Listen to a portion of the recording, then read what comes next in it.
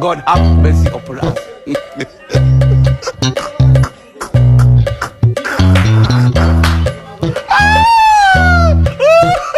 Ya abokina, kana lafiya? Wallahi wata cikas na gane yanzu.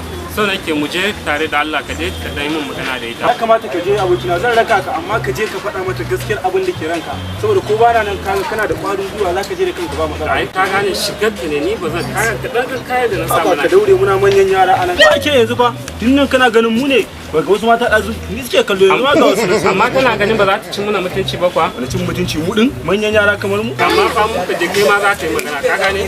Abokina ba matsala amma dai kai ya ba ta zo mu je. Abokina nan gidan na ga ta shiga. Nan gidan ta shiga. Kira ta.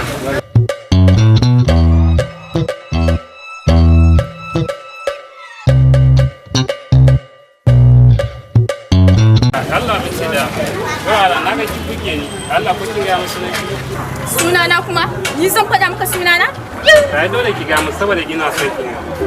So? Ai ba so, soyayya sai da kuɗi. Ka gani? Ai da yana da kuɗi. Shi kanki ne ce na son. Ga muta. Za mu je mu sami hanya ne wurin cancanci mu ce muna son ta don muna da kuɗi. Da ki dube ba? Ai son guy. Mu ake yi a nan area fa. Ba mu ci bace. Jibe kun sa matsiyata. Ana soyayya da sai da masu kuɗi ake soyayya. Ni kike ce mu An gaya maka. Kin ci mana mutunci. Wallahi. Da ta mu ma